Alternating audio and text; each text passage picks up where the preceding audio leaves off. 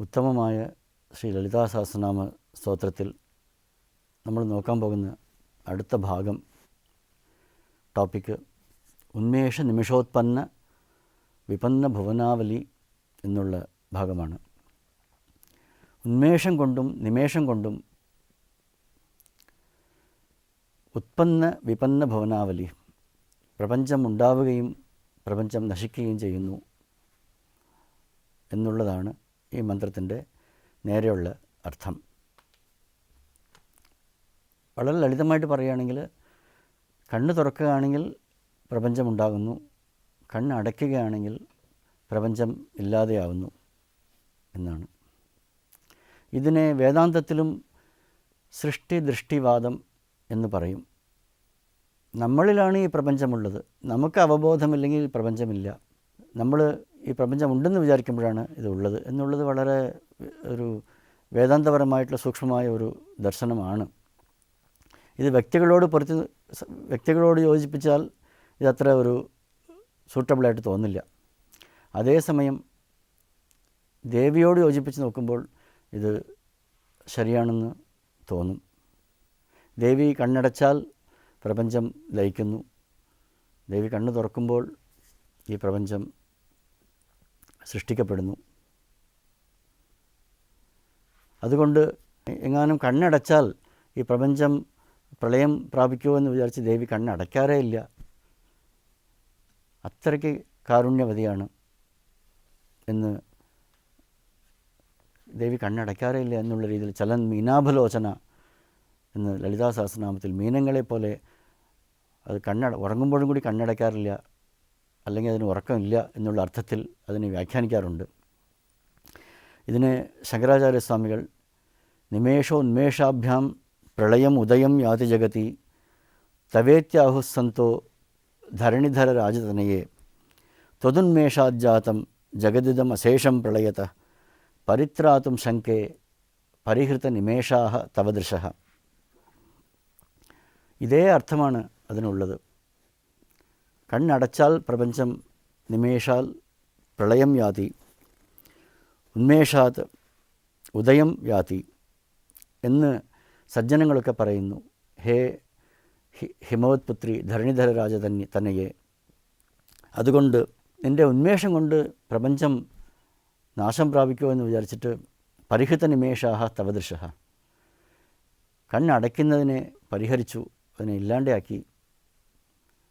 കണ്ണടയ്ക്കാതെ തന്നെ സദാ ആർദ്രചിത്തയായിട്ട് നീ വിളങ്ങുന്നു. ഒരിക്കലും നീ കണ്ണടയ്ക്കാറില്ല. എല്ലാവരെയും സംരക്ഷിക്കുന്നതിൽ ഉത്സുകയായിട്ട് നീ വിളങ്ങുന്നു എന്നാണ് ഈ മന്ത്രത്തിൻ്റെ ചുരുക്കത്തിലുള്ള അർത്ഥം. ഉന്മേഷ നിമിഷോത്പന്ന വിപന്ന ഭുവനാവലി, ഉന്മേഷ നിമേഷങ്ങൾ കൊണ്ട് ഉൽപ്പന്നമാവുകയും വിപന്നമാവുകയും ചെയ്യുന്ന ഭുവനത്തോടു കൂടിയവൾ എന്നാണ് ഈ മന്ത്രത്തിൻ്റെ വളരെ സാമാന്യമായിട്ടുള്ള അർത്ഥം. ദേവി തൻ്റെ മക്കൾക്ക് വേണ്ടി കണ്ണടയ്ക്കാറേ ഇല്ല എന്നാണ് സൗന്ദര്യലഹരിയിൽ ശങ്കരാചാര്യർ പറഞ്ഞതിൻ്റെ താല്പര്യം.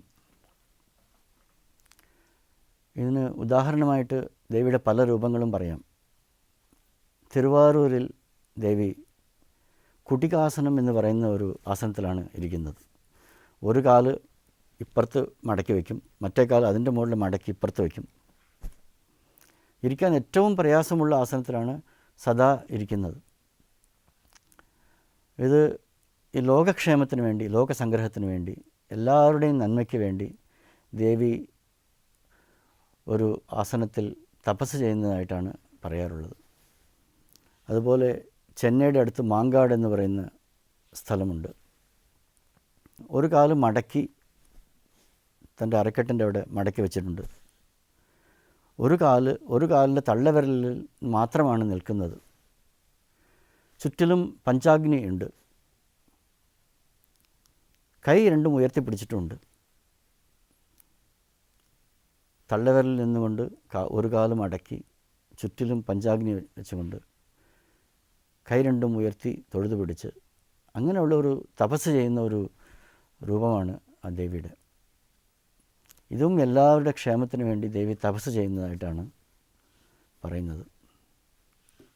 ഇങ്ങനെ തൻ്റെ മക്കളുടെ ഉദ്ഗതിക്ക് വേണ്ടി ഓരോ നിമിഷവും ഭുവന ഭയഭംഗവ്യസനിനി, ഈ ഭുവനത്തിലുള്ള താപത്രയങ്ങളെ ഇല്ലാണ്ടാക്കുവാൻ വേണ്ടി ദേവി എപ്പോഴും പരിശ്രമിച്ചുകൊണ്ടിരിക്കുന്നു, തപസ് ചെയ്യുന്നു എന്നുള്ളതാണ് നമ്മൾ കാണാൻ കഴിയുന്നത്. നമ്മുടെ അമ്മയും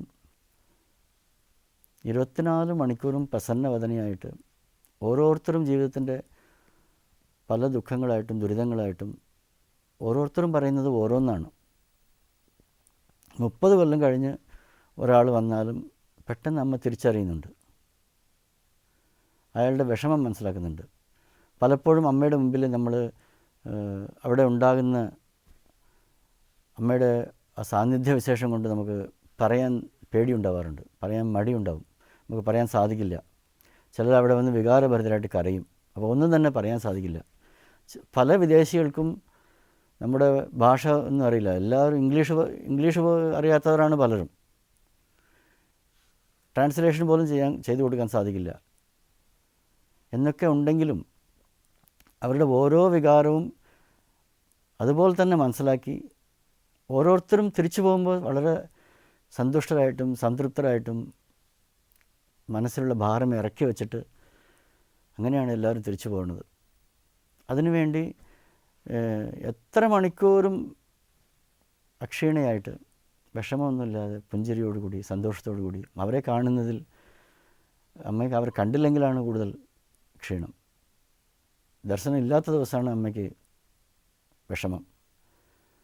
അതുകൊണ്ട് ഈ ജഗന്മാതാവിൻ്റെ കാരുണ്യമാണ് കണ്ണടയ്ക്കാതെ ഓരോരുത്തരെയും നോക്കി ആ കടാക്ഷം കൊണ്ടും ആ സങ്കല്പം കൊണ്ടും എല്ലാവർക്കും നന്മ ചെയ്യുന്നു എന്നാണ് ഉന്മേഷ നിമിഷോത്പന്ന വിപന്ന ഭുവനാവലി എന്നുള്ള മന്ത്രത്തിൻ്റെ അർത്ഥം. ഉന്മേഷം കൊണ്ട് പ്രപഞ്ചമുണ്ടാകുന്നു, നിമേഷം കൊണ്ട് പ്രപഞ്ചം ലയിക്കുന്നു എന്നാണ് ഈ മന്ത്രത്തിൻ്റെ സാമാന്യമായിട്ടുള്ള അർത്ഥം.